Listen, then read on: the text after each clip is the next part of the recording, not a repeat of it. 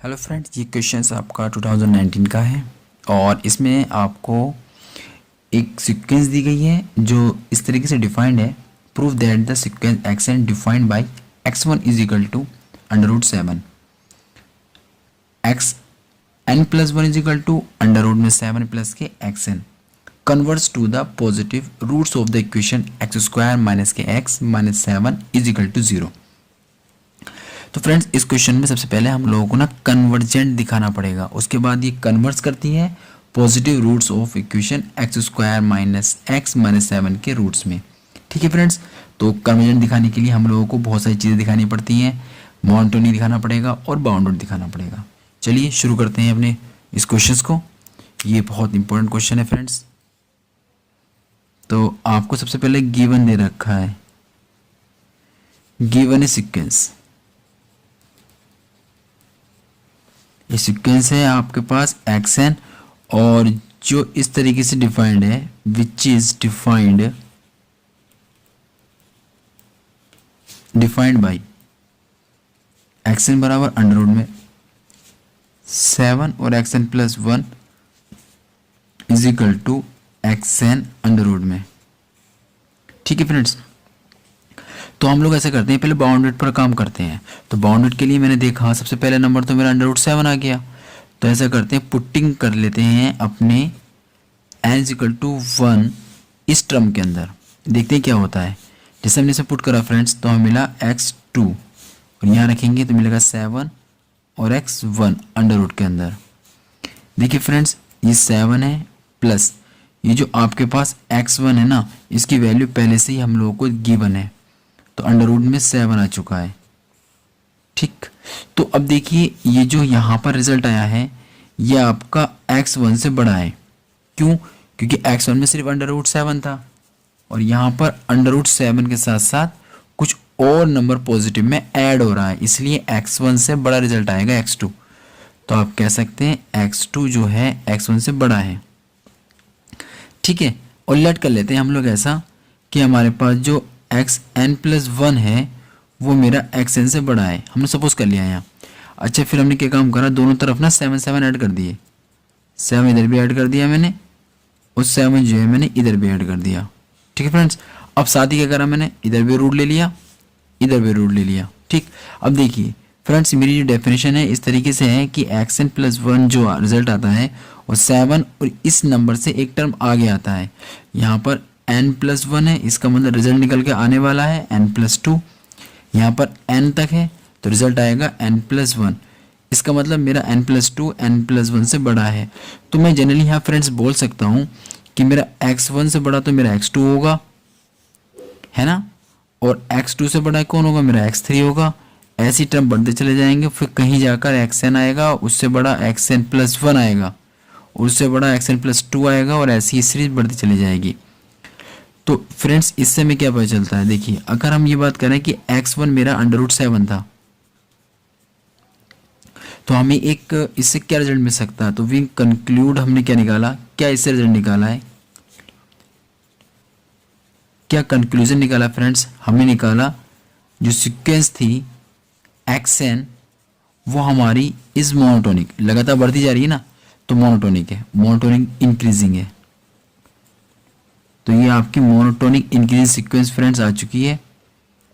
अब monotonic increasing sequence तो आ चुकी है, लेकिन इसका सबसे नीचे का नंबर जो है वो आपको पता है। तो आप कह सकते हैं हमें ये भी पता है कि सीक्वेंस हमारी बाउंडेड बिलो भी है। अब वो बाउंडेड बिलो जो है आपकी वो अंडर रूट 7 से है। इस तरीके से आपको रिजल्ट आ चुका है। देखिए बाउंडेड बिलो तुम दिखाने में कामयाब हो गए और साथ ही साथ हमें मोनोटोनिक भी मिल गया।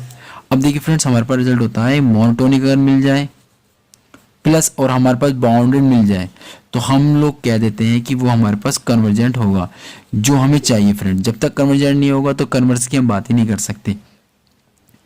तो हम लोगों को अब क्या दिखाना है, बाउंडेड बिलो तो हमारे पास आ चुका है, बाउंडेड एब पर काम करना है फ्रेंड्स। तो सबसे पहले नंबर जो हमारे पास है वो x1 है, जिसकी वैल्यू अंडर रूट 7 है। तो फ्रेंड्स हम ऐसा करते हैं, इससे बड़ा नंबर को ले लेते हैं अपने पास से। देखिए ये वैल्यू कितनी हो सकती है, अगर अंडर रूट में 9 होता ना तब जाकर आपको 3 मिलता। तो ये वैल्यू बहुत 3 से बहुत कम है। आप 5 भी बोल सकते हैं सुप्रीमम, 7 ही बोल सकते हैं, 8 ही बोल सकते हैं, 9 ही बोल सकते हैं।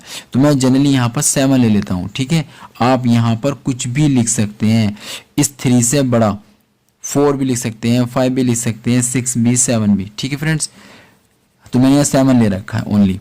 तो देखिए फ्रेंड्स, अब मुझे करना क्या है, मुझे x2 को देखना है। तो x2 जैसे ही मैंने देखा वो 7 आया, तो ये रिजल्ट भी क्या होगा मेरा, 7 से छोटा होगा। कैसे पता चला 7 से छोटा होगा, देखिए ये रिजल्ट की वैल्यू जो आएगी बहुत आई तो ये आपकी 3 आ जाएगी बस। ये वैल्यू आपको बहुत छोटा है, तो इसलिए ये रिजल्ट ओवरऑल बहुत बना तो ये बनेगा, बहुत बना तो ये 4 बस, इससे ऊपर नहीं जाने वाला। तो इसका मतलब ये 7 बहुत बड़ा नंबर है, तो x2 भी मेरा 7 से क्या होगा, छोटा हो जाएगा। अब मैं ऐसा करता हूँ फ्रेंड्स, सपोज कर लेता हूँ, क्योंकि 2 नंबर तो मेरे 7 से छोटे हो चुके हैं। तो मैं सपोज कर लिया कि जो मेरा xn है वो भी मेरा 7 से छोटा है, ठीक है। तो मैंने बोथ साइड में क्या काम करा, 7 ऐड कर दिया, इधर भी ऐड कर दिया 7, इधर भी ऐड कर दिया, इधर भी ऐड करा 7, ठीक है फ्रेंड्स। और फिर मैंने साथ ही साथ क्या काम करा, इस पर रूट भी ले लिया फ्रेंड्स। जैसे मैंने इस पर रूट लिया तो ये टर्म तो मेरा बहुत आगे का बन गया, क्योंकि xn प्लस 7 अगर आता है तो xn प्लस 1 बन जाता है, ये मेरा फॉर्मूला था अभी। तो ये xn प्लस 1 बन गया। ये रिजल्ट मेरा कितना आ जाएगा फ्रेंड, √14 आ जाएगा। 14 का मतलब ये है कि फ्रेंड्स अगर ये 16 होता ना, तब अंदर रूट से ना 4 बाहर निकल के आता है। इसका मतलब अब भी क्या है, ये 4 से बहुत कम है। तो लेकिन मैं तो डिस्कस कर रहा हूँ 7 को लेकर, तो 7 से तो ये बहुत ही कम हो जाएगा। इसका मतलब ये हुआ n+1 भी 7 से कम हो चुका है फ्रेंड्स। अब देखिए यहाँ साफ साफ जाहिर हो चुका है कि जो मेरा फंक्शन है वो बाउंडेड एबव भी होगा, ठीक है। तो यहाँ से हम लोग ने जो डिस्कस किया है अभी ये हमने सपोज कर लिया, फिर आई का रिजल्ट चेक करा, तो ये मैथमेटिकल मेथड कहलाता है फ्रेंड्स, कहलाता है मैथमेटिकल इंडक्शन मेथड कहलाता है ये, मैथमेटिकल इंडक्शन मेथड, गणितीय आगमन सिद्धांत, ठीक है फ्रेंड्स। तो इसका मतलब ये हुआ कि जो सीक्वेंस थी मेरी xn वो 7 से कम होगी, for all belong to n, हर नेचुरल नंबर के लिए ये कंडीशन आ जाएगी। तो इससे हम लोगों ने फाइनल रिजल्ट क्या निकाला फ्रेंड्स, हमने निकाला द सीक्वेंस जो हमें दी गई थी, उस सीक्वेंस के बारे में बता रहे हैं हम आपको। सीक्वेंस जो हमें दी गई है xn इज बाउंडेड हो गई है,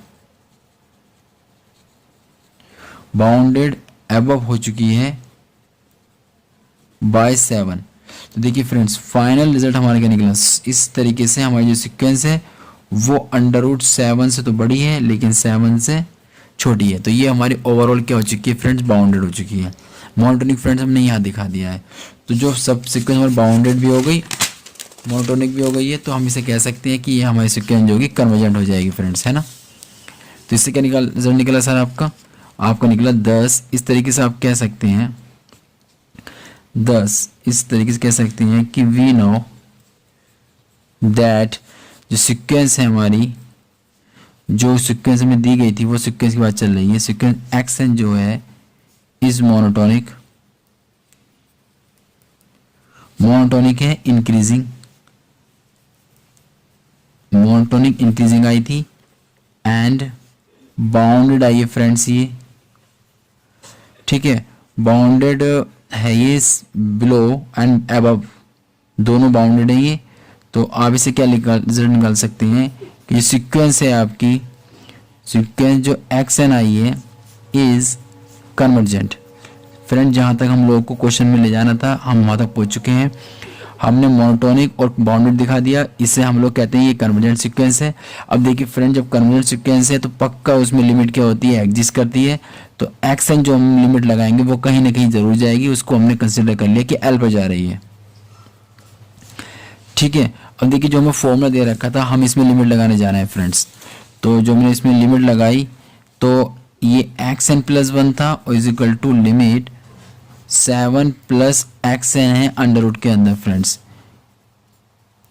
देखिए फ्रेंड्स, जब हमारी सीक्वेंस कन्वर्जेंट होती है तो उससे जो आगे की सीक्वेंस x+1 x+2 बनाएंगे वो सारी सीक्वेंस हमारी कन्वर्स करती हैं जहाँ पर हमारी xn जाएगी। इसका मतलब xn+1 भी हमारी l पर ही कन्वर्स करेगी, ठीक है। प्लस इधर के 7 रूट बन चुका है। अंडर रूट के अंदर रिजल्ट चल रहा है फ्रेंड्स, बोथ साइड में हम स्क्वायरिंग कर लेंगे तो एल स्क्वायर हो जाएगा और 7 प्लस के एल हो जाएगा। तो एल स्क्वायर माइनस के l minus 7 is equal to 0। Friends हम इसका फैक्टराइजेशन करने जा रहे हैं, तो फैक्टराइजेशन तो डायरेक्ट नहीं हो रहे हैं, तो शिरोधार्य से हमने इसके फैक्टराइजेशन करें तो 49 29 हो जाएगा, अपॉन में आ जाएगा आपका 2। फ्रेंड्स इस तरीके से एल के दो रिजल्ट आए, एक तो 1 प्लस अंडर रूट में 2 9 अपॉन 2 आया जो वैल्यू पहले से ही ग्रेटर देन 0 है। ठीक है फ्रेंड्स, और 1 माइनस के 2 9 अंडर रूट 7 है, ये आपका रिजल्ट निगेटिव हो जाएगा क्योंकि यहाँ 1 माइनस अंडर रूट 7 जो भी है ये 29, इसका रिजल्ट लगभग आप लगा लीजिए, अगर यहाँ से 25 होता तो आपको 5 निकल कर आता, तब भी रिजल्ट आपका माइनस का 4 बनता। ठीक है, इसका रिजल्ट आपका निगेटिव हो चुका है, लेकिन जो भी सीक्वेंस आपको दी गई है वो उसमें सारे टर्म्स कैसे हैं, ग्रेटर देन 0 है, और ये जबकि लेस देन 0 है, तो इसलिए ये रिजल्ट आपका काउंट नहीं होगा। ठीक है, इसका मतलब ये लिमिट हमारी जो फाइनल लिमिट आई है एल बराबर वो है 1 प्लस के 2 अंडर रूट 9 अपॉन 2। सर ये हमारी फाइनल रिजल्ट है।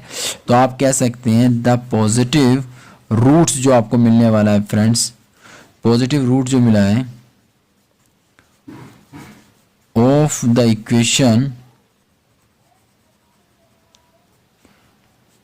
एल स्क्वायर माइनस के एल और माइनस के 7 इज इक्वल टू 0 से मिला है। ठीक है फ्रेंड्स, अब थोड़ा सा इस इक्वेशन को तो ध्यान देखिए, जहां पर एल चल रहा है वहां पर अगर एक्स लिख दिया जाए तो आपकी मेन इक्वेशन बन जाएगी। ठीक है, यानी कि आप दैट इज कह सकते हैं एक्स स्क्वायर माइनस के एक्स माइनस के 7 is equal to 0। X l की जगह एक्स को फिल करके देखा है हमने।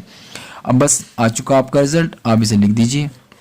हिंस ये क्वेश्चन में देखकर आप लिख देना कि आपके पास एक सीक्वेंस थी जो कन्वर्स हो चुकी है, कन्वर्स हो चुकी है, कन्वर्स टू एल, एल पर कन्वर्स हो चुकी है, या फिर कहते कन्वर्स टू द पॉजिटिव, जो आपको क्वेश्चन में बोला गया था कि आपको पॉजिटिव नंबर पर कन्वर्स करानी है, वो भी रूट होना चाहिए ऑफ इक्वेशन